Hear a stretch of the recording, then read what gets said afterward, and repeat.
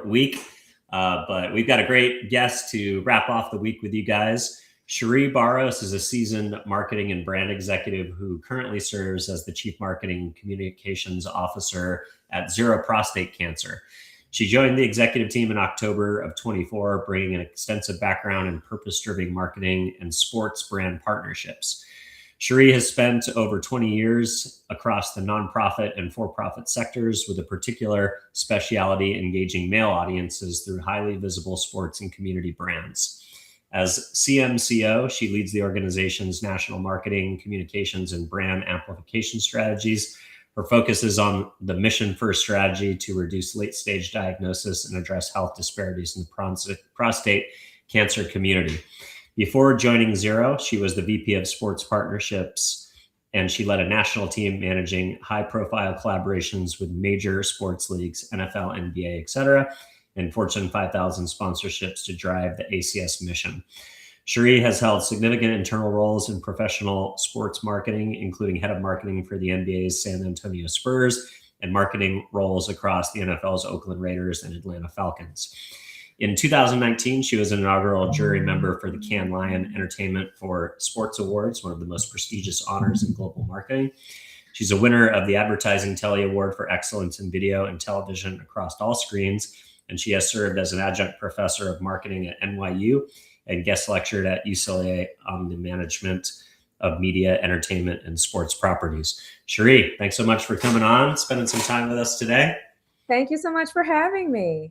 Yeah, so awesome background, and I love kind of the dovetail of, traditional sports and the nonprofit space, but maybe you can contextualize things for us a little bit. So where'd you grow up? What'd you study? And how'd you get into this exciting world of sports marketing, and then kind of dovetail into the, the cause-based side of things?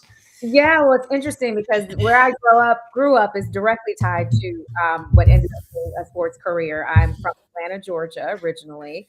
Italian background, yes, and I grew up a huge fan of the worst to first Atlanta Braves in the 90s. So that really inspired, my interest in sports. From a fan perspective, in middle school, I guess at that stage. And then I went on to college at Florida State University, majored in psychology, but it's actually an internship that I received from a career fair at Florida State with the PGA Championship, then the 11th largest sporting event in the world. And Wow. And that was a result of my part-time job at Turner Field in Atlanta, being the only career experience on my resume at the time. So piqued PGA's interest, and they had a really great program at the time, diversity internship program to bring, more people of color and women into the golf management space. And so that was before I entered my senior year at Florida State. So really inspired my marketing career, but I got a degree in psychology. Obviously that's been helpful on the market. Yeah. It wasn't marketing's all about how people think and persuasion, right? Exactly. So that really inspired my interest at Florida State and that internship with the PGA Championship, and the rest, as they say, is history. I love it. So, and then PGA moved on to the Falcons or the Raiders first? That's right. So several internships, actually, which is, when I am talking to, students or those that are interested in getting into sports, always talk about how valuable those internships are before you move into your full-time career. And so I extended, my college years for a couple of years, went to grad school in Dallas, Texas. I'm actually on the advisory board now for the University of North Texas Sport Management MBA program. So go Mean Green. And they're partnered with the Cowboys and some great sports organizations in Dallas now on that program. But I was in grad school. So I actually, after the PGA, interned in grad school with the Texas Rangers. I was in community and player relations. To date myself, it was the year that A-Rod moved from the Rangers to the Yankees. So way back. Yeah. And then my third internship was a sports marketing agency that at that time was managing NBA Hoop It Up. They've since been acquired by WME IMG, so they're part of that whole agency conglomerate. So after those three internships, I then finished my master's and moved back to Atlanta and started working with the Atlanta Falcons for my first full-time role. Yeah. That's awesome. And then when did the Raiders come knocking? So the Raiders came along after the Falcons, and that was an amazing experience. I was there in '09 to 2010, which was one of the last years of the legendary Al Davis, being there. So we had the privilege of meeting him and, being able to be a part of a culture, that he built in the Raiders organizations. Is interesting because I went from the Atlanta Falcons, it was a very modern, NFL team, younger, from there to the Raiders, which was, that legendary NFL, old school football experience. So I'm really, really blessed to have had both of those perspectives of NFL teams and brands. And I still use, tenets like commitment to excellence and just win, baby, like to this day. So when I was there, actually, one of my coworkers said, once a Raider, always a Raider. So even, when you move on, it's very true. It's very true. And then I left and went to the other silver and black, which is the San Antonio Spurs. And that was my last team.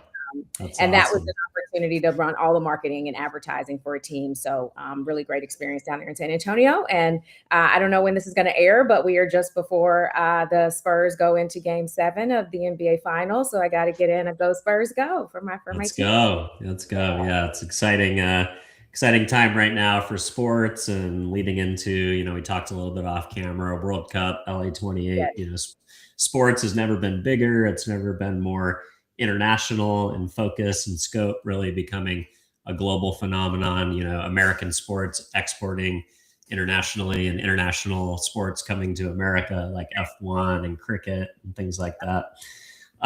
So at what point did you kind of get the itch to think about moving into the world of nonprofit marketing? Obviously with ZERO Prostate Cancer, the tie-in to that being something that is somewhat focused on men, sports being a great opportunity to kind of get in front of an elusive, hard audience and kind of, work with players and talk about advocacy. But when did that start becoming, something that, you started to integrate into strategies? But more importantly, when did you think that you might at one point maybe make the jump over to flex your sports marketing chops for the world of nonprofit marketing?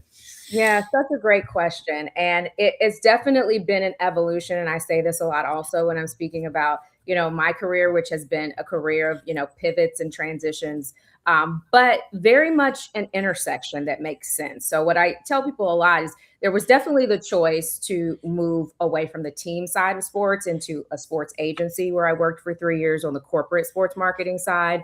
And then knowing that, I had such a passion when I was working with sports teams who all have nonprofit foundations. So the Atlanta Falcons, the Oakland Raiders, the, San Antonio Spurs, all the work I did there was certainly on the for-profit side and, from a broadcast and butts and seats from ticket sales and all of that marketing. But it was also marketing our nonprofit work in the community, which for a sports franchise is part of the very fabric of why we exist, to serve the community, represent the community, and really be that identity and that connection for people who live in their cities. And so that connection was very natural for me because I'd always sat in both lanes when I was working for sports franchises.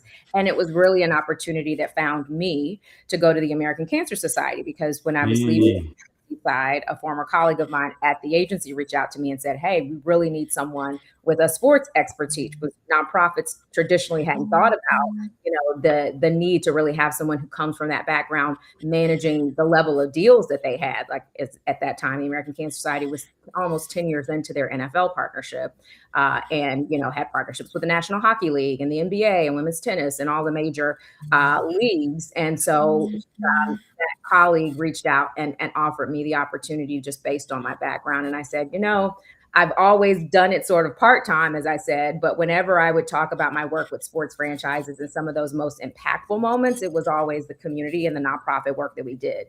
So I said, how great to take all my for-profit chops and bring it to the nonprofit side in that way. And it was the best of both worlds. It was such a great intersection, and being able to, do all of this for the purpose and the cause of saving lives has been fantastic. And as you rightfully pointed out, unintentionally became an expert at marketing to men. Obviously, leagues very heavily market to women as well. So it's especially now more than ever, right? Exactly. So just because it's been sports, it's not all focused on men, but that's a big part of it.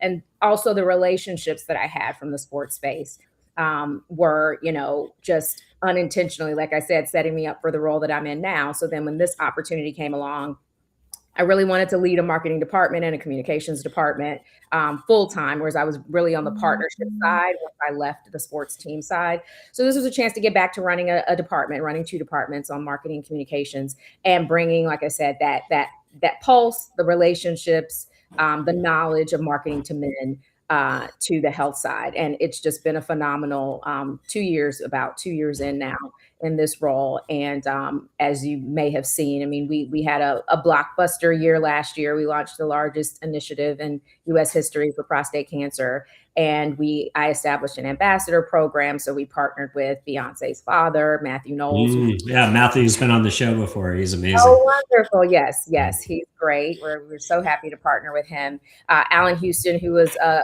colleague and a mutual friend of mine before I joined. And that was also just, a very, very, I call it like divine intervention type of experience, because I met Alan and he shared that he was a prostate cancer survivor before I even knew I'd be in this role. So he was one of the first people I called and reached out to, and he's been a global ambassador. And, also shout out to the New York Knicks for being in the NBA finals. So we're very proud of Alan and the Knicks. He's a legend, and he's also still there as a VP of player development. So yeah, being able to bring those sports relationships. We partnered with NBA coaches last year. We were able to also pull in, a lot of influencers on the entertainment side.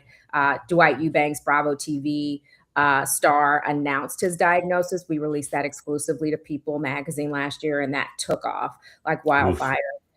We did a NASCAR car last year. We branded a NASCAR vehicle with our partner AstraZeneca Memorial Weekend, so actually a year ago. This past weekend. So we've been able to do a lot. And what I always say that, I'm focused on with this cause and this mission is we really need to bring the energy that men have. When men think of health, they think of fitness, right? They think of how much they can fit, how much, they, are doing in the gym. We want them to bring that same level of energy to their medical health. And so we're fusing that gap, and we were, really, really proud and pleased to be able to partner with Novartis on their Super Bowl ad that they had in the Super Bowl recently. Relax, it's a blood test, which did very well. And again, sending that message to a lot of men who are not aware about things like your PSA levels, and making sure that when you're going in for your checkups, you're getting that checked. And I always say, again, as what I call myself, a geriatric millennial here, the millennials we're hitting 40 now, so it's time for a lot of even my peers to be thinking about, asking about PSA and knowing your family history, all that. So it really has been a great marriage. I sit at the intersection is how I like to say it, of health and sports. And with this cause, that's been so critical. I love that. It's interesting. A lot of times I think, especially for challenger brands or even large brands that want to figure out a more sticky way to kind of bring their sports marketing partnerships to life. A lot of times if you approach, a CAA agent to do a deal with a player, it comes with a really hefty price tag. But when you can tie into their philanthropic goals, and, something that they have a passion around, or a foundation or a family member that's been affected by a health outcome that, you guys talk about, on the prostate cancer side, how can marketers take, the passion point of like, there's really nothing more important in people's lives than their health. At the end of the day, if you don't have health, it doesn't matter how successful you are. It doesn't matter how wealthy you are. Everything else kind of goes out the window when you're faced with your own mortality. So how can brands maybe use that sensibility in thinking about ways to partner with athletes that, bring them into a more, authentic, I know is a buzzword, but I think a lot of times it serves the right purpose. Through partnering through the nonprofit angle, seems like you can get things that are maybe a little less transactional and more based on like passion. Be curious if you could speak to that. Absolutely. And you 100% spoke to our competitive edge and our strategy there, is tapping into passion and purpose, and really being the voice for a lot of our athlete partners and, our sports brand partners. we are bringing, that really goodwill message and PR opportunity to align them with a cause that, they do genuinely care about. Most of our partners are either impacted by this disease or they have family that are impacted by this disease. And so when we're able to bring them in on the charitable side to donate their time to do some of this work and then align with a partner, one of our corporate partners or sponsors, it's certainly giving them that advantage of being able to have, those platforms, those influencer voices, for a lot less, little to none, because of their connection to us and the cause. So we're certainly leveraging that space, that intersection.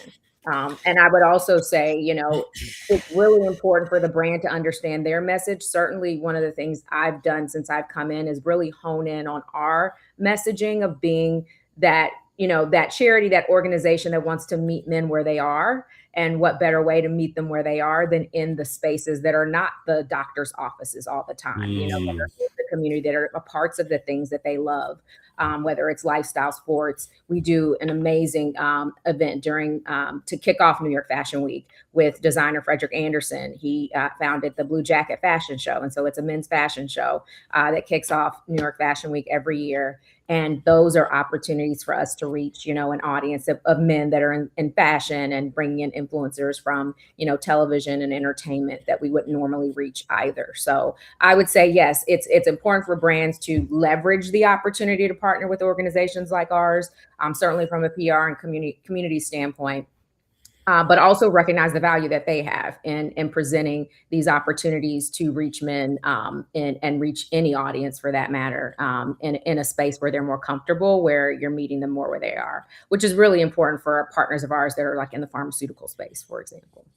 Yeah. Would you talk a little bit about that? Because obviously, you guys might be a smaller or a nonprofit, but some of your partners, you named AstraZeneca, Novartis, these are some of the biggest companies in the world, and being able to share a voice in a moment like the Super Bowl. How does a partnership like that come to life, and how are you able to leverage the media buying capacity and the budgets of some of these larger companies that provide ultimately, the medical intervention side of, the thing that you're talking about, and ultimately when people do face prostate cancer, it's the pharmaceutical companies that they have to interact with in order to get the outcome that they're looking for. So how does a partnership like that come together? Yeah, it's huge for us. And you're absolutely right. I mean, and one of the things that I'll say, again, just a little bit of a lead into this point is, yes, I spent my career with highly visible brands, but sports teams don't have big marketing budgets either. And so we're very much punching above our weight in those cases. So I am familiar with punching above your weight when you're with, a smaller brand. And yes, certainly the power of partnership, the power of relationships, and particularly in the 7 years that I spent, working with the NFL on behalf of the American Cancer Society. I mean, it's important for the charity to bring, value, like you said, to the public. Yeah. And so where we're bringing value is certainly in those, voices, not only the voices of influencers, but really we are the direct line of voice to the patients. And those are obviously future customers, that a lot of our partners want to reach. I think it's also important that we are leveraged as a tool to really build trust. It's difficult, right? It's more difficult if you're a pharmaceutical brand to establish that level of trust. So having a partner like ours, we're the largest men's health advocacy organization in the country.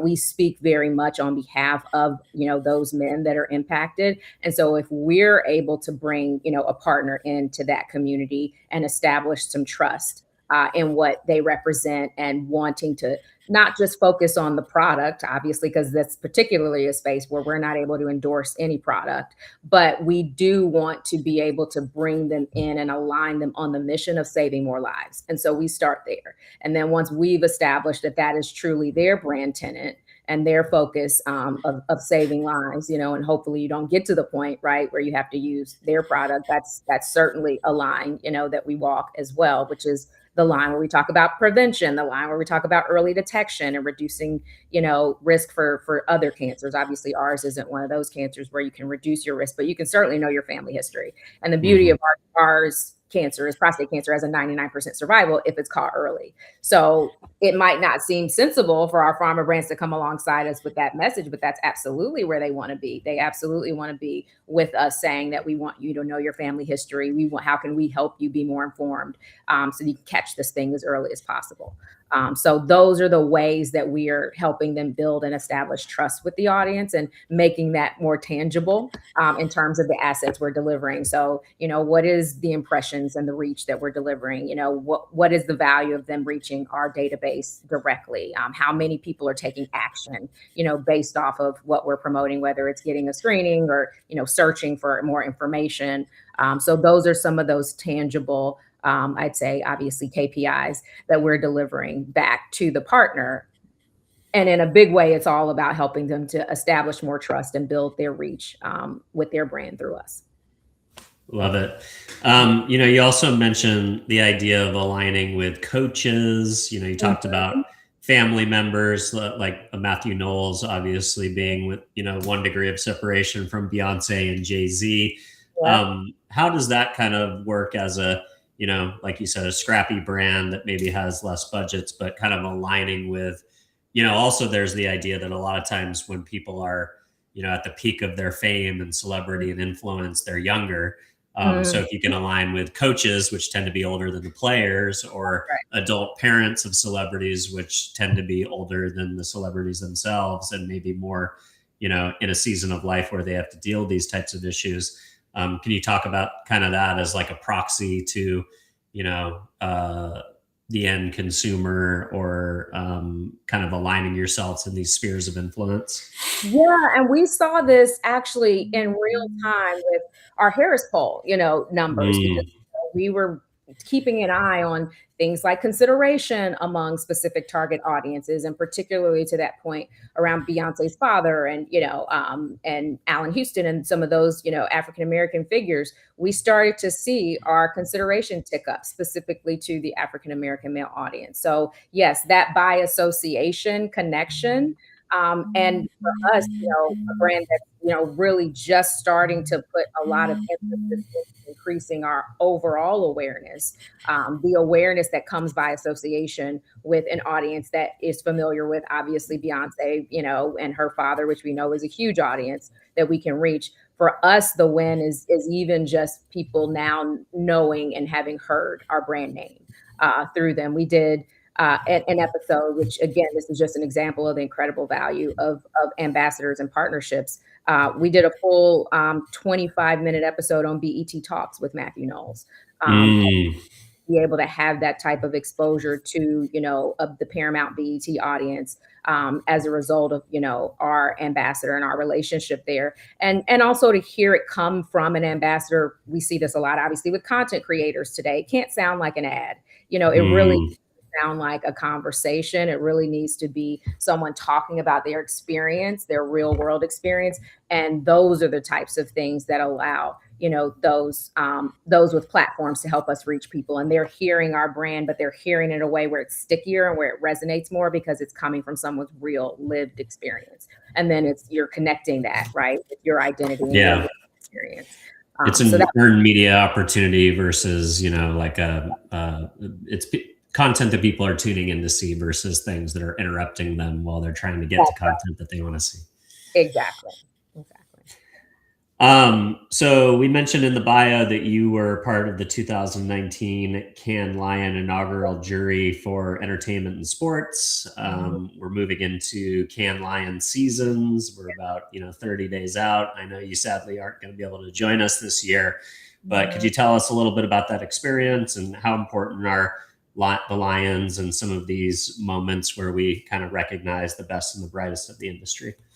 Yeah, no, the Cannes Lions experience, will continue to be, the pinnacle experiences of my career. I've been a few times, and as you mentioned, was honored to be a judge on the inaugural. That was actually the first year because they had the entertainment category for advertising in the entertainment space, and they branched off and did one specifically for sport. And I was privileged and proud to be the inaugural jury, part of the inaugural jury. And one of the things I'll say about that experience that connects very much to my purpose-driven marketing work is, as a judge and a juror, you're reviewing hundreds of submissions, for these awards. And we actually start a couple of months before Cannes in June.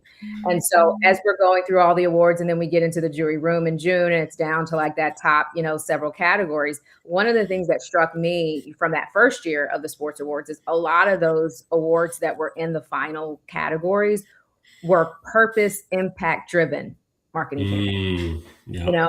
Those were the things that were sticky. Those what stood out. Those were what frankly moved the needle on the ROI more, because it had that meaning behind it.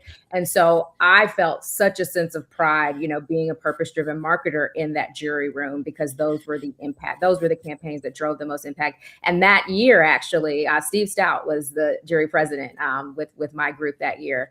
And so when we revealed the first Grand Prix winner of the Entertainment for Sport category, we spoke to the press about it. And obviously Steve was our spokesperson. But one of the things that I will be proud of is that we selected Nike's Colin Kaepernick Dream Crazy ad for the first Grand Prix. That's amazing. Yeah, so those are the types of moments that I would say Cannes inspires. It certainly inspires being bold, being courageous in your creative. And then to your point, the global nature of it. I mean, the number of campaigns that came out of Brazil that were, in the top finals, that came out of, Spain, and seeing, Europe and Asia certainly, has amazing marketing. So that combination of being able to see how it's happening globally is just, that's one of the things that will make Cannes, unique from any other marketing creative festival. So fantastic experience. It's great to be around thought leaders in that space for that week. So I'm sending, and sports has stepped up and started to get a lot more involved. I've sort of seen that wave from 2017, my first year at Cannes, to now, almost 10 years. And how much, my colleagues at NFL Players Association are now doing things at Cannes. And so you're seeing a lot more sports. There's now Sport Beach at Cannes. Yeah, so I was just thinking about Sport Beach. It's kind of one of the hot tickets now for Cannes to get into.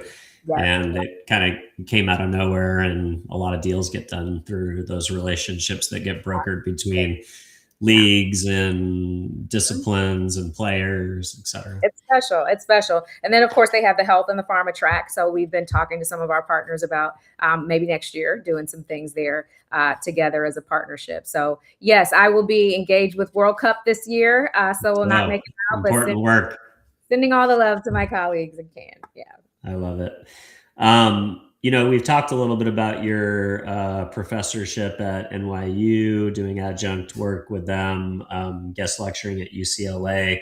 You mentioned the work that you did in Texas as well. Seems like academics and speaking to the next generation from an instructor point of view has been an important component of being a well-rounded executive.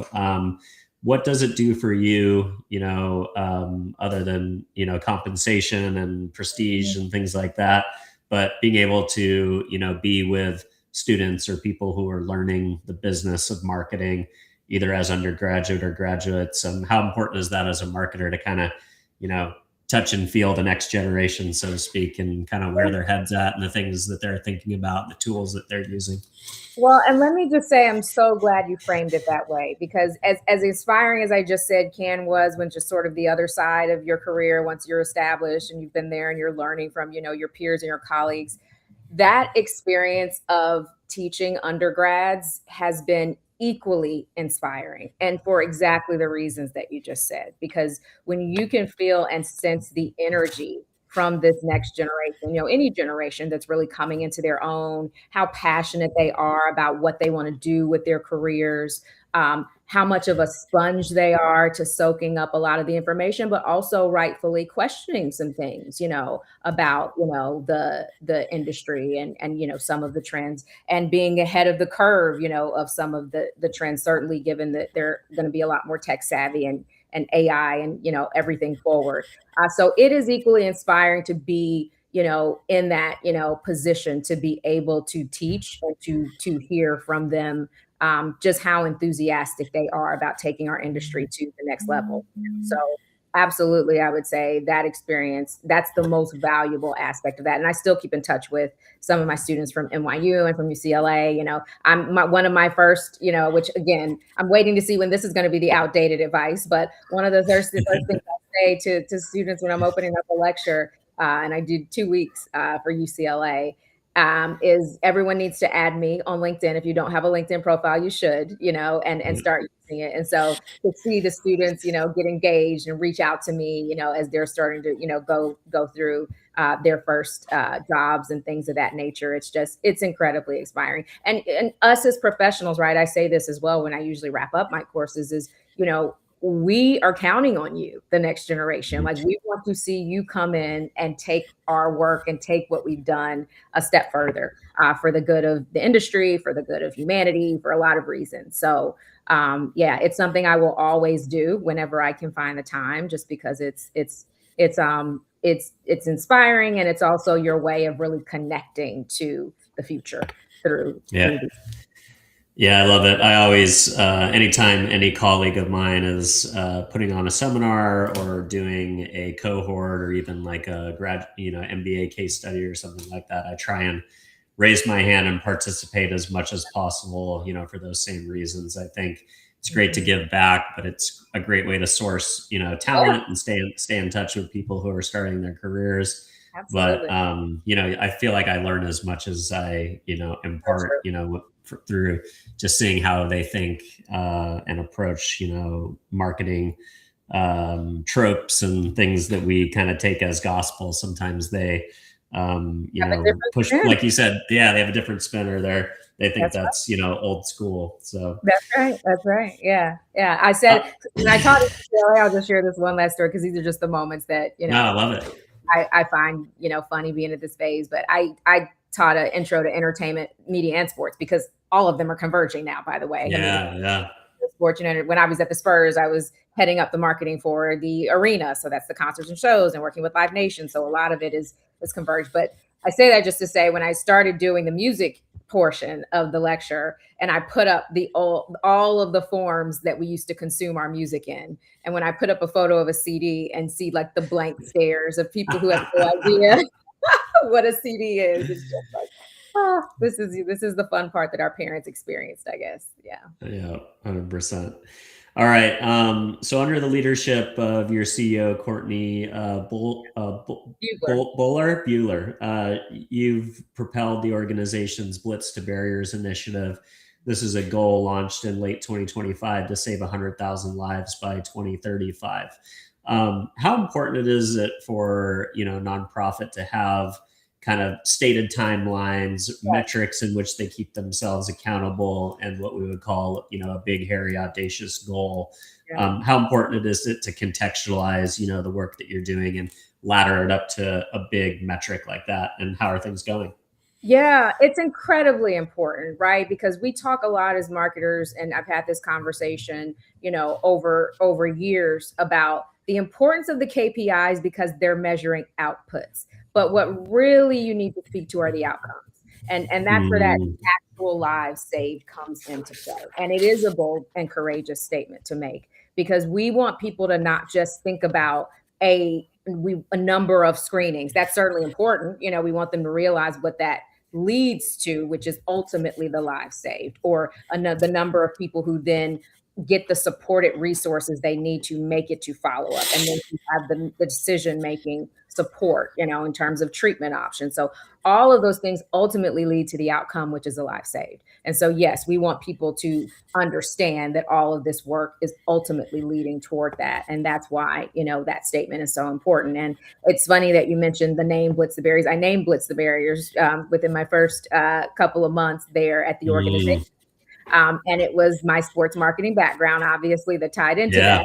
But also because, again, the approach that we're making is health. And when you're tackling, reducing disparities in cancer, that requires you to attack it from multiple angles. And so it very much is like a blitz. I mean, we are not just looking at the screening side, but we're looking at, again, getting ahead of it. And and in the community, and we're partnering with fraternities across the country, and all of those different elements that we are using to get to the issue and get to the end result is very much being approached like a blitz. So again, speaking the language of our target audience, not only from the sports terminology with that term, but we also thought about military veterans, and they are also Mm, twice as likely to be diagnosed with this disease. So we wanted something that wow. would be a rallying cry, for that audience as well.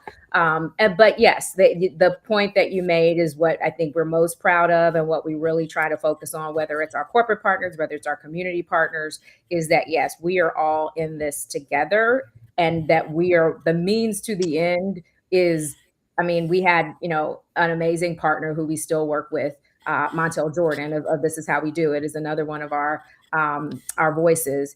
And he said, I want to save more than 100,000 lives. I mean, that's the kind of reaction that we want people to have when they're seeing that end goal and that end result. And so, yeah, it was purposeful and intentional for us to put that out there and focus on that. So we've talked a little bit about marketing to men, especially in the context of health, the idea that men view health as, wellness and, what they're doing in the gym, and kind of if they feel healthy, they are healthy. Right. They can be hard to reach with health messaging. Yeah. What's the secret sauce for speaking to men in a way that moves them away from kind of the passive awareness that health is important, and that screenings and checkups, I'm a bit guilty of this, never go to the doctor unless I feel bad. Yeah.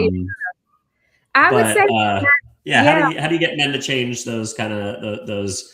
I don't know. I guess they're rooted in just the way men think, without looking at us as a monolith.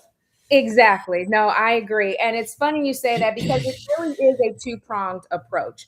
On the one hand, we understand how important women are, the women in men's lives are to influencing them. I can't tell you how many of our, constituents have told us that it was their partner, their spouse, their mom, their sister who really nudged them to get in and get that screening. So that is an important aspect. At the same time, what we also see is very powerful is men hearing from other men, and if you hear from someone who says, yes, I know you may not want to do it, and your wife is nagging you, or your mom or something, but I did it, and here's what it did for me. That's the type of dialogue that we are ramping up, particularly with a disease like this, where there is a stigma, as you said, that sometimes you really would need to hear from someone else that has that same experience in life as you do. And, with prostate cancer in particular, it is, like I said, it's step one that deters a lot of men, because some men don't realize they can get a blood test first. And they think it's the dreaded which has such a connotation in culture too, right? It's like a trope, it's a joke. Exactly. So that is something that I know that maybe our woman audience will struggle with influencing, in a way that you hearing directly from your peer, from another man is going to help, break down that stigma a bit more. So I can't tell you what a difference it's made. And this is where, again, I'm leaning heavily into content with our organization. So we certainly are a charity, but because of our unique connection to our audience, and this is also part of where we're going with ambassadors and influencers, but even with patients that are impacted and all of that, we're going to be doing a lot more storytelling, because the power of that conversation, I've witnessed it in real time. We did a panel with the NFL at the Super Bowl in my last role, where we had, Hall of Famers on stage talking with, active players that were in their 30s but had a family history. And when they start saying, listen, I was worried about what people were going to say and what they're going to think if I had this, issue, and just for them to be able to communicate and open up the conversation, it was hugely impactful for those younger men, or men that, just didn't even want to go there and talk about it. So that direct breakdown through dialogue and content and conversation leads to the action that we're looking for. So that's going to be a bigger focus for us in the future, as well as the content. You've talked about health equity in some of these demographics that are more highly susceptible to prostate cancer. You've identified African Americans as a segment, people with military service. Right.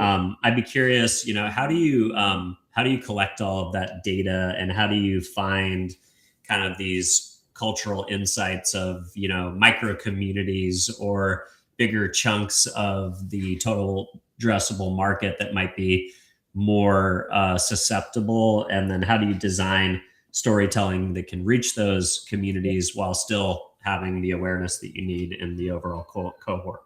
Yeah, it's such a great question. And we are incredibly fortunate to have talented, brilliant people working for our organization. I mean, one that I'm going to shout out that we brought in last year used to head up all of the Department of Defense research around this issue. Wow. One of the things, yeah, PhD educated, just, brilliant director internally doing a lot of that research. And, another thing I'm most proud of with our organization that's not as well known that we're working to raise the awareness around is we started out as the National Prostate Cancer Coalition. So we have always been the lead advocacy organization. And over 30 years, we've unlocked over $2 billion in public funding. Wow. So the $2 billion in public funding that the Department of Defense, funds because of that recognition of the connection to military veterans, that researcher that we now hired worked for that program. So we have people who have done this research for years who truly understand how to go in and get that data and be able to back up where we need to target. And it was part of what was the driving force of our Blitz the Barriers markets that we're going into. So the program was launched. It started in Atlanta, piloted in Atlanta, and it's piloting in Baltimore as the first two markets because of the data and the research that said nationally, Black men are twice as likely to die, 70% higher diagnosis rate, but twice as likely to die nationally. In the market of Atlanta, they're 5 times as likely, Wow. and there's also a significantly higher military population. So those research and insights that we're getting, to your point, is directly also driving where we go first, because we know that if we unlock and uncover what is going to help us, break down the disparity there, then that is something that we can then use to drive systems change across the country. So we're going to be going into 13 markets with that level of data on, again, who's the most impacted? Why are they most impacted? What are those steps all the way from pre-diagnosis to diagnosis to survivorship? And so it's a blitz. It's going to be like attacking it from a lot of those different angles, guided by the research and the insights that our team is doing. Yeah, it seems like you're even using those insights to find the overlay, African American segment and military, and what regions are they most likely to live in. All right, well, we made it for most of the show without talking about AI. I know we've teased it a little bit. I know. How could we? But there is this massive shift towards agentic AI, hyper-personalization, and people taking control of their health journey through the lowers of the barriers to entry to testing, multi-panel screening, third-party screening outside of an organization that would be testing for a certain thing and might have a bias for giving you, a certain type of procedure, or sometimes it's like whoever pays for the screening has somewhat of an impact on the results. But as people are going and getting full panel blood work at Quest on their own with just a doctor's recommendation outside of and then uploading their data to ChatGPT or some of these specialized health AI companies that can take your entire blood scan and really give you, dietary and exercise and all sorts of interesting insights. How is this kind of ownership of customer data and individuals, really thinking about their data in a more strategic way to be proactive about their healthcare? Are there opportunities for organizations like yours and partners to tap into those for better targeting and better ways of identifying people before they run into problems, but still being compliant with things like HIPAA, et cetera? Exactly, which is what I was going to say. Yeah, it's certainly an area of significant opportunity and upside, and absolutely our organization is going to have an advantage there of being closest to the patient, closest to the data. But it certainly starts with us making sure that we're protecting that data. So, we have a lot of conversation with our chief operating officer and our legal team around, first and foremost, ensuring that we're abiding by those HIPAA guidelines and that we're not allowing that access outside of what we are able to seek permission and share. But yes, we're thinking about AI and being on the forefront of AI in a very, very critical way because of all the reasons you mentioned in terms of how it can help us get further with, patients and being informed to make better decisions, to have better conversations with their doctors, and ultimately get to those treatments and those screenings that'll save lives. One of the other ways that we've already started leading in AI is just actually this past month, we launched ZAC for Zero, which is Zero's Access to Community Health is the acronym. But that is a text-based AI platform where anyone can access it. We have, the QR code where you can scan and text on our website, on our socials, and obviously the number appears everywhere that you find out information on Zero Prostate Cancer. But Zach is there so that he can directly answer questions that have been informed by our approved guidelines and data that we're using. So you can get it from a source that is not necessarily just your doctor and your medical. We're certainly referring them back to that when it gets to that point. But part of our goal is to give information, again, based on our universe of other patients that have been through. Not all of these are medical questions that people are utilizing Zach for. Some of them are, what if I feel scared or afraid, or, I'm not sure about what conversations to have with my wife or with my children around, this disease, or around what I need to be aware of. What if I don't know my family history? Those questions that are really even pre, medical appointment that we're able to utilize Zach for.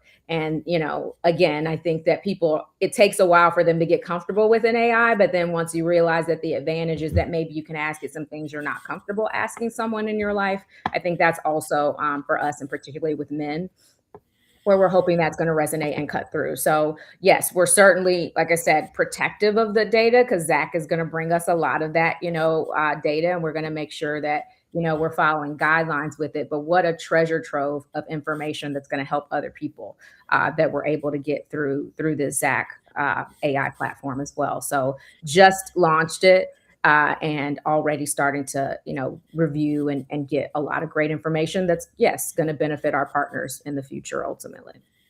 Amazing. Well, it's a brave new world for sure. Well, Sherí, fascinating conversation.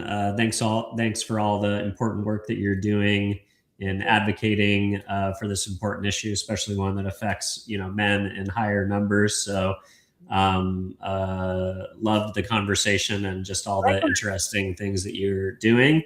If folks want to follow along with your thinking or continue to learn more, where would you like to send the audience to follow along? Yes, definitely go to my LinkedIn. Happy to connect and have conversation there. And it's, Sherí Barros on LinkedIn. And then obviously want to encourage people to go check out zerocancer.org. That's our Zero Prostate Cancer web address where you can, get in touch with Zach or learn about others programs that we have and support. Obviously, we'll be putting out a lot more information on our social channels as well, which are Zero Cancer or Zero Prostate Cancer on Instagram, Facebook. We're on all the platforms. So follow along with us, and yes, happy to have dialogue directly as well. Amazing. Well, thank you so much for coming on the show. And for those of you who are logging in and watching for the first time, don't forget to give us a subscribe or a follow if you want to hear from other amazing marketing leaders like Sherí. And if you are listening to the show, an honest review on whatever podcast platform you might be listening on is a great way to support the show and help us find a larger audience. So do that. And last but not least, if there is a marketer in your world who, maybe wants to align with this important men's health conversation, or maybe somebody in sports marketing who would appreciate some of the insights that Sherí shared today, or most importantly, maybe there's a man out there in your life somewhere who doesn't like to go to the doctor and needs to know about the importance of early detection and screening, don't forget to share the show. And with that, I will wish you a great weekend. Have a good one, and we'll see you again soon. Thank you, Dylan. Thanks so much. Thanks so much. Bye-bye.